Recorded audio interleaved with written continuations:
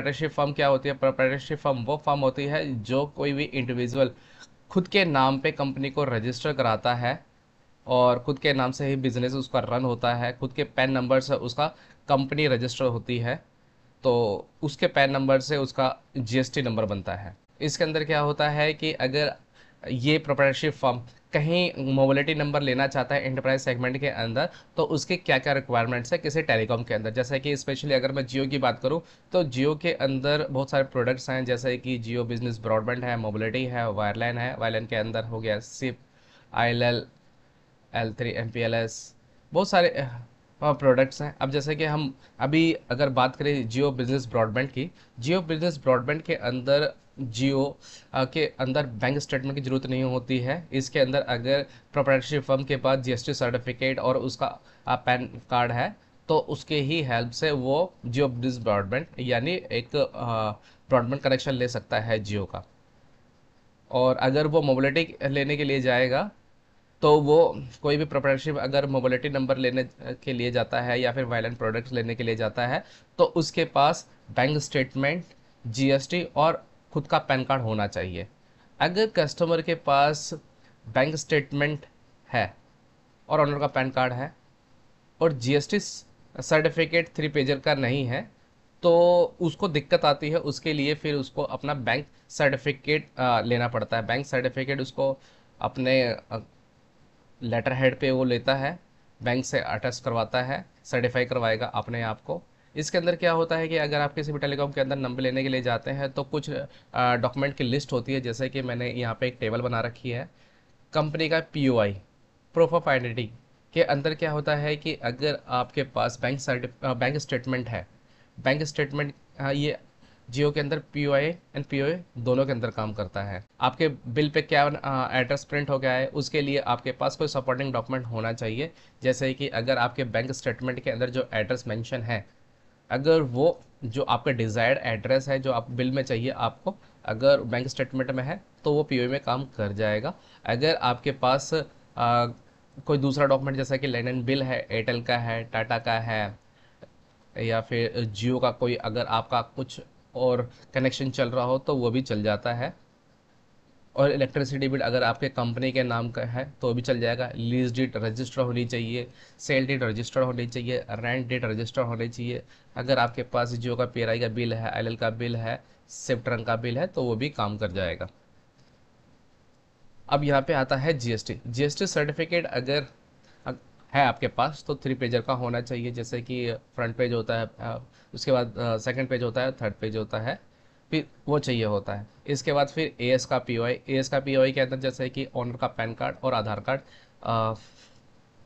चाहिए होता है। जैसे कि ऑनर का पैन कार्ड तो आप देंगे ही देंगे प्रोप्राइटरशिप फर्म के अंदर। As linkage proof, as linkage proof के अंदर अगर जो डॉक्यूमेंट लिए जाते हैं वो लिए जाते हैं बैंक स्टेटमेंट, जीएसटी सर्टिफिकेट और ऑनर का पैन कार्ड। अगर आपके पास जीएसटी सर्टिफिकेट नहीं है, मैंने यहाँ पे एक लाइन लिखी है, if GST certificate is not available with proprietorship firm, तो इस केस में क्या होता है, पीओआई के लिए तो अपना बैंक स्टेटमेंट देगा। पीओआई के लिए अगर उसका बैंक स्टेटमेंट में एड्रेस है और जो भी वो चाहता है अगर है उसके पास, तो वो चल जाएगा। जीएसटी सपोज करिए कि मैं एक चीज़ आपको बताना भूल गया, जहाँ का आपका पीओ का एड्रेस है, आपको जीएसटी भी उसी स्टेट का देना होगा। सपोज करिए अगर मैं दिल्ली में रहता हूँ और दिल्ली के अंदर मुझे अपना कोई कनेक्शन लगवाना है, तो अगर मेरे पास कोई भी मैं बैंक स्टेटमेंट दे रहा हूँ, दिल्ली की दे रहा हूँ, दिल्ली के एड्रेस की, तो जो मैं जीएसटी दूंगा वो भी दिल्ली के एड्रेस का होगा। और मैं चाहूँ कि इसको हरियाणा का दे दूँ, इस राजस्थान का दे दूँ, मध्य प्रदेश का दे दूँ, कहीं और का दे दूँ, तो वो नहीं चलता है, क्योंकि आप जीएसटी क्लेम भी उस स्टेट का ही कर पाएंगे। और एएसपीवाई के अंदर ऑनर का पैन कार्ड तो मैंडेटरी ही है, एडिशनली अगर आप आधार कार्ड लेना चाहें तो वो भी ले सकते हैं। एएस लिंकेज प्रूफ के अंदर अगर आपके पास जीएसटी सर्टिफिकेट नहीं है, तो उस कंडीशन के अंदर क्या होता है कि आपको बैंक स्टेटमेंट प्लस ऑनर का PAN card plus bank certificate चाहिए होता है। बैंक सर्टिफिकेट क्या होता है, बैंक सर्टिफिकेट के अंदर एक जो बैंक है वो कंपनी के लेटर हेड पे देती है, मतलब अपने लेटर हेड पे बैंक नहीं देती है, बैंक सर्टिफाई नहीं करती है। सीट्स एक कंपनी का नाम है, अगर उसको बैंक सर्टिफिकेट बनवाना है तो बैंक अपने लेटर हेड पे नहीं देती है। सेफ्टी सीड्स कंपनी का नाम है, वो अपना लेटर हेड देगी बैंक को, और बैंक उसको उस उसके लेटर हेड को अटैच करके दे देती है। तो बैंक उसके लेटर हेड को अटैच करके देती है। इसके अंदर कुछ लिखा होता है, इस कंज्यूमर का बैंक अकाउंट इस बैंक के अंदर है, उसका अकाउंट नंबर ये है और इस पीरियड से इस बैंक के अंदर है। हम इसको सर्टिफाई करते हैं कि इसका अकाउंट अभी एक्टिव है, और उसका एक फ़ोटो लग जाता है और बैंक उसके फ़ोटो पे अटैच कर देता है। फिर इसके बाद जो बैंक का ऑफिसर है वो साइन भी करता है, अपने डिजिग्नेशन भी मेंशन कर देता है, एम्प्लॉय आईडी भी मेंशन कर सकता है। तो ये मैंडेटरी डॉक्यूमेंट्स होते हैं। अगर आप जियो बिजनेस ब्रॉडबैंड लेने के लिए जाते हैं जियो के अंदर, तो किसी भी डॉक्यूमेंट पे साइन स्टैम्प कंपनी की तरफ से कोई ज़रूरत नहीं होती है। जैसे कि पी ओ आई GST AS POI और एस प्रूफ जो भी आपने सबमिट किया जियो बिजनेस ब्रॉडबैंड के लिए, तो उस पर कंपनी के स्टैम्प की कोई रिक्वायरमेंट नहीं होती है। अगर आप मोबिलिटी और वायलेंट प्रोडक्ट लेने जा रहे हैं तो आपको सभी डॉक्यूमेंट्स पे आपको साइन स्टैम्प करने पड़ते हैं, क्योंकि ये DKYC प्रोसेस है। DKYC प्रोसेस के अंदर पॉइंट ऑफ सेल के स्टैम्प नहीं लगती है, क्योंकि जो जियो का एप्लीकेशन है उस पर वाटर मार्क आ जाता है। जैसे ही पॉइंट ऑफ सेल उस एप्लीकेशन को लॉगिन करता है और कोई भी ऑर्डर अगर वो पंच कर रहा होता है, तो जब भी किसी भी टैब में POI GST AS POI S linkage proof या फिर यूज़र लिस्ट या फिर फोटोग्राफ को अपलोड कर रहा होता है एजेंट की, या फिर ऑथराइज सिग्नेटरी की, या फिर ऑफिस प्रेमाइसिस की, तो उस पर वाटर मार्क कैप्चर हो जाता है। तो पॉइंट ऑफ सेल के सिस्टम के डॉक्यूमेंट पे कोई रिक्वायरमेंट नहीं होती है। मेरे पास एक कंपनी के डॉक्यूमेंट है। अब इस कंपनी का नाम है स्टडी फीड्स। अब इसके अंदर क्या है कि आप करंट अकाउंट देख सकते हैं। अगर आपको नहीं पता है कि करंट अकाउंट किस तरीके का होता है, जैसे कि एक ICICI बैंक का हमारे पास एक करंट अकाउंट है, कंपनी का नाम है स्टडी सीट्स, उसका जो एड्रेस है वो ये है। ये बैंक का एड्रेस नहीं है, इस कंपनी का एड्रेस है। यानी स्टडी सीट्स एक कंपनी का नाम है, और उसका जो उसने अपना एड्रेस जो दिखाया है वो ये वाला दिखाया है, मैंने हाइड कर रखा है। अब यहाँ पे जो उसका करंट अकाउंट नंबर है वो यहाँ पे आपको देखने को मिल जाएगा। और फिर इसके बाद जब ये स्टेटमेंट निकलवाते हैं, हाँ मैं एक चीज़ आपको बता दूं कि जियो के अंदर अगर आप बैंक स्टेटमेंट देते हैं तो 90 डेज़ के का ही आपको देना पड़ेगा। ट्रांजैक्शन से मतलब नहीं है, आपको डेट की रेंज यहाँ पे सेलेक्ट करनी होती है। जैसे कि सपोज़ करिए कि आज 27 मई 2024 है, तो अगर आप कहीं कनेक्शन लेना चाहते हैं जियो के अंदर किसी प्रोडक्ट के लिए, सपोज करें कि मोबिलिटी या वायलेंट के लिए लेना चाहते हैं, तो आप ट्रांजेक्शन जो सेलेक्ट करेंगे आप पिछले 3 महीने से लेकर करंट डेट तक ही करेंगे। तो जो आपका डेट ऑफ इशू होगा वो होगा 27 मई 2024। और यहाँ पे जैसे कि अगर किसी का एक स्टेटमेंट जो निकला हुआ है इस अकाउंट का, तो उसने 25 फरवरी 2024 से लेकर 4 मार्च 2024 तक का ट्रांजेक्शन निकला, तो यहाँ पे जो डेट ऑफ इशू होगा 4 मार्च 2024 होगा। आपका जो डॉक्यूमेंट नंबर होगा वो करंट अकाउंट नंबर होगा। प्लेस ऑफ इशू जो आएगा वो आएगा दिल्ली।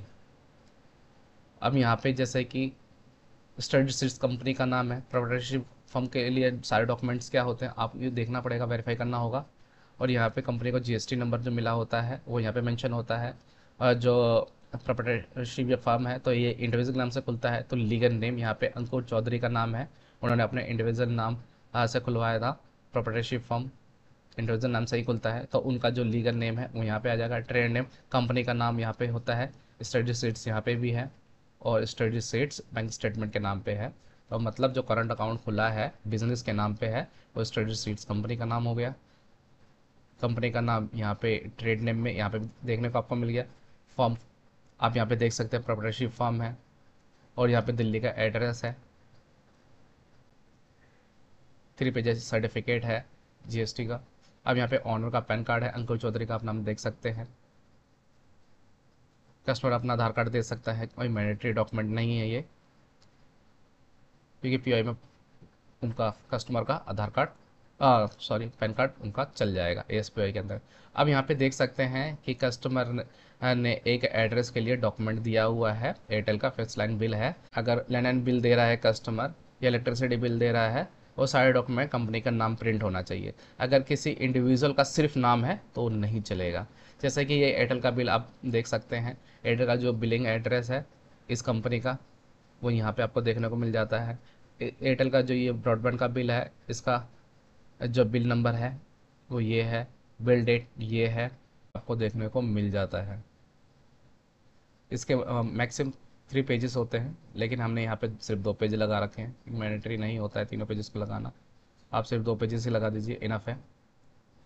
तो फ्रेंड्स, प्रोप्राइटरशिप फर्म, अगर आप जियो के अंदर कनेक्शन लेना चाहते हैं तो आपके पास मोबिलिटी और वायलेंट की अगर बात करूँ तो आपके पास बैंक स्टेटमेंट, जीएसटी के 3 पेजेस, ऑनर का पैन कार्ड, ये होना मैंडेटरी है। अगर आप जियो बिजनेस ब्रॉडबैंड ले रहे हैं यानी ब्रॉडबैंड कनेक्शन ले रहे हैं जियो का, तो आपके पास सिर्फ जीएसटी और ऑनर का पैन कार्ड है तो आप कनेक्शन ले सकते हैं।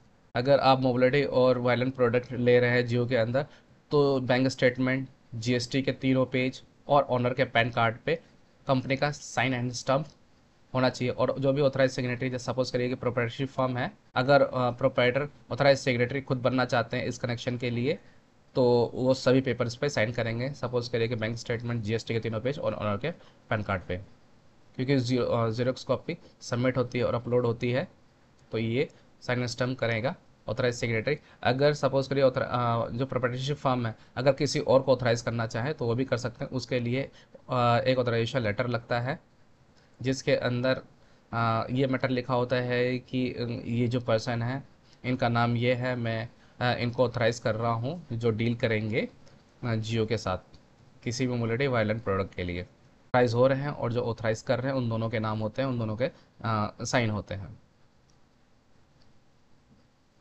और मैं बता दूं कि बैंक स्टेटमेंट के लिए 1 पेज ही काफ़ी होता है, 3 महीने के ट्रांजेक्शन सारी चीज़, ऐसा नहीं होता है। यहाँ पे देखा जाता है डेट की रेंज फ्रॉम से लेकर टू तक। अगर ये लाइज कर रही है अंडर 90 डेज़ के अंदर तो वो वैलिड है। कुछ ना कुछ ट्रांजेक्शन जरूर होनी चाहिए, 5 से 10 ट्रांजेक्शन जरूर होनी चाहिए। इससे पता लगता है कि आपका अकाउंट एक्टिव है। जस्टिस सर्टिफिकेट के अंदर आप देख सकते हैं, अगर आपको डेट ऑफ इशू लिखना होता है, बहुत सारे लोग क्या गलतियाँ करते हैं कि अगर डेट ऑफ इशू लिखना होता है तो डेट ऑफ इशू ये होती है 9th पे, आप देख सकते हैं कि date of issue of certificate ये है 2/10/2018। कई लोग डेट ऑफ वैलिडिटी को यहाँ पे लिख देते हैं 23/9/2017, ये लिख देते हैं डेट ऑफ इशू के अंदर, लेकिन डेट ऑफ इशू हमारा ये होता है 9th सीरियल नंबर पे 2 अक्टूबर 2018। और बैंक स्टेटमेंट की अगर मैं बात करूँ, जो इसका डॉक्यूमेंट नंबर होगा वो करंट अकाउंट नंबर होगा। डेट ऑफ इशू इसका होगा 4/3/2024 और प्लेस ऑफ इशू इसका होगा दिल्ली। अगर आप जियो की बात करें, जो डीकेवाईसी प्रोसेस मानने जाते हैं, बैंक स्टेटमेंट अगर आपने पीओआई के तौर पे लिया है तो जो उनका डॉक्यूमेंट नंबर होगा, अकाउंट नंबर होगा। पीओए भी अगर आपने बैंक स्टेटमेंट लिया है तो उनका जो डॉक्यूमेंट नंबर होगा वो अकाउंट नंबर होगा। जीएसटी सर्टिफिकेट के अंदर अगर आप जीएसटी नंबर डाल रहे हैं, जीएसटी के 3 पेजेस हैं, तो जीएसटी तो आपको ये वाला जीएसटी नंबर डालना होगा। एएसपीआई में अगर आपने ओनर का पैन कार्ड ही लिया है, तो जैसे कि हमारे पास ओनर का पैन कार्ड है, यहाँ पे मेंशन होगा, उस डॉक्यूमेंट नंबर को आपको लिखना होगा एएसपीआई के डॉक्यूमेंट नंबर में। एएस लिंकेज प्रूफ के अंदर आपको यहाँ पे डॉक्यूमेंट की कैटेगरी सेलेक्ट करनी होगी। अगर आपके पास बैंक स्टेटमेंट, जीएसटी सर्टिफिकेट और ऑनर का पैन कार्ड है तो आप कैटेगरी के अंदर बैंक स्टेटमेंट भी सेलेक्ट कर सकते हैं। डॉक्यूमेंट नंबर आप उनका अकाउंट नंबर लिखेंगे। जो डेट ऑफ इशू आएगी वो आएगी 4/3/2024 और प्लेस ऑफ इशू आएगा दिल्ली। और अगर यहाँ पे आप जीएसटी को लेना चाहते हैं तो वो भी ले सकते हैं। ऑथराइज एएस लिंकेज प्रूफ के अंदर जो कैटेगरी आप सेलेक्ट करेंगे, सपोज करिए कि जीएसटी अगर लेना चाहते हैं तो उसका जो डॉक्यूमेंट कैटेगरी आप सेलेक्ट करेंगे, सर्टिफिकेट ऑफ रजिस्ट्रेशन करेंगे और डॉक्यूमेंट नंबर जो आएगा जीएसटी का आएगा, और प्लेस ऑफ इशू आप दिल्ली डाल देंगे। और डेट ऑफ इशू जो आएगी वो 2/10/2018 आएगी, यही आपको लिखनी है। गलती से भी अगर आपने डेट ऑफ वैलिडिटी डाल दी 23/9/2017 तो आपका ऑर्डर रिजेक्ट हो जाएगा। तो ये आपको देखने को मिल जाता है फ्रेंड। अगर आपको डॉक्यूमेंट क्या क्या अपलोड करने हैं टैब के अंदर, मैं आपको बता देता हूँ। अगर आप पीओआई के अंदर डॉक्यूमेंट को अपलोड करते हैं तो इसके अंदर आपको बैंक स्टेटमेंट, जीएसटी के 3 पेज और ओनर का पैन कार्ड तीनों डालना पड़ेगा। अगर आप सोच रहे हैं कि सिर्फ बैंक स्टेटमेंट डाल दो तो जियो के अंदर जो आरबीसी डिपार्टमेंट है, वेरिफिकेशन जो ऑडिट करती है, वो इसको रिजेक्ट कर देती है। अब पीओए के लिए अगर आपने बैंक स्टेटमेंट कैटेगरी में सेलेक्ट किया है तो आपको यहाँ पे भी बैंक स्टेटमेंट, जीएसटी के 3 पेज और उनका पैन कार्ड डालना पड़ेगा। जीएसटी वाले टैब के अंदर जीएसटी के 3 पेज डालने हैं। एएसपीओई के अंदर ओनर का पैन कार्ड ही इनफ है। एएस लिंकेज प्रूफ के अंदर जो आप अपलोड करेंगे डॉक्यूमेंट, उसमें भी बैंक स्टेटमेंट, जीएसटी के 3 पेज और ओनर का पैन कार्ड अपलोड करेंगे। अगर आपके पास जीएसटी सर्टिफिकेट नहीं है तो उस केस के अंदर आपके पास बैंक स्टेटमेंट और ओनर का पैन कार्ड मैंडेटरी है। पीओआई के लिए आप बैंक स्टेटमेंट दे सकते हैं। डॉक्यूमेंट नंबर आपका अकाउंट नंबर रहेगा। आप जब डॉक्यूमेंट जो अपलोड करेंगे उसके अंदर bank statement, GST exemption letter, owner का PAN card plus bank certificate आपको अपलोड करना होगा। पीओआई के अंदर आपको कैटेगरी सेलेक्ट करनी होगी बैंक स्टेटमेंट। जो डॉक्यूमेंट नंबर आएगा आपका यही होगा, बैंक अकाउंट नंबर। और फिर जो लिस्ट और डॉक्यूमेंट अपलोड करेंगे वही वाले करेंगे जो अपने पीओआई में करेंगे, जैसे कि bank statement, GST exemption letter, owner PAN card plus bank certificate. यहाँ पे आप एग्जाम्पशन लेटर को रिमूव भी कर सकते हैं, लेकिन सारे डॉक्यूमेंट अपलोड कर दीजिए, इसके कोई दिक्कत नहीं है। जीएसटी सर्टिफिकेट के अंदर अगर आपके पास जीएसटी सर्टिफिकेट नहीं है तो जीएसटी एग्जाम्पशन लेटर आपको अपलोड करना होगा। इस पीओआई के अंदर आप आधार कार्ड या फिर पैन कार्ड डाल सकते हैं, पैन कार्ड ही काफ़ी है। डॉक्यूमेंट नंबर में पैन नंबर आपका जाएगा और जो आप अपलोड करोगे वो सिर्फ करोगे पैन कार्ड को। यस लिंकेज प्रूफ के अंदर आप बैंक स्टेटमेंट को कैटेगरी के अंदर सेलेक्ट करेंगे। जो उसका डॉक्यूमेंट नंबर आएगा वो अकाउंट नंबर आएगा, और इसके अंदर जो आप डॉक्यूमेंट अपलोड करेंगे वो आएगा bank statement, GST exemption letter, owner का PAN card plus bank certificate. अगर इसके अंदर ऑथराइज सिग्नेटरी किसी और को ऑथराइज कर रहा है तो यहाँ पे उसका एएस लेटर भी अपलोड होगा। ऐसा ही ऊपर वाले केस में भी, एंटरप्राइज वाले केस के अंदर भी है। अगर जीएसटी है भी तब भी उसको, अगर ऑथराइजेशन लेटर आ रहा है तो उसको इस केस में भी अपलोड करना होगा। मैं इसको यहाँ पेस्ट कर देता हूँ, केस सेम रहेगा। अगर ऑथराइज कर रहा है प्रोप्राइटरशिप फॉर्म किसी और को तो वहाँ पे ऑथराइजेशन लेटर भी अपलोड होगा। तो फ्रेंड्स, आज हमने देखा कि अगर एक प्रोप्राइटरशिप फर्म जियो के अंदर जियो बिजनेस ब्रॉडबैंड लेना चाहता है, मोबिलिटी या फिर वायरलेस लेना चाहता है, उसके डॉक्यूमेंट्स क्या क्या रहेंगे, मैं एक शॉर्ट में आपको और बता देता हूँ। मोबिलिटी और वायलेट की अगर बात करूं तो यहाँ पे आपके पास बैंक स्टेटमेंट, जीएसटी के तीनों पेज और ओनर का पैन कार्ड होना चाहिए। अगर नहीं है आपके पास जीएसटी सर्टिफिकेट तो आपको बैंक स्टेटमेंट, ओनर का PAN card plus bank certificate जरूर होना चाहिए।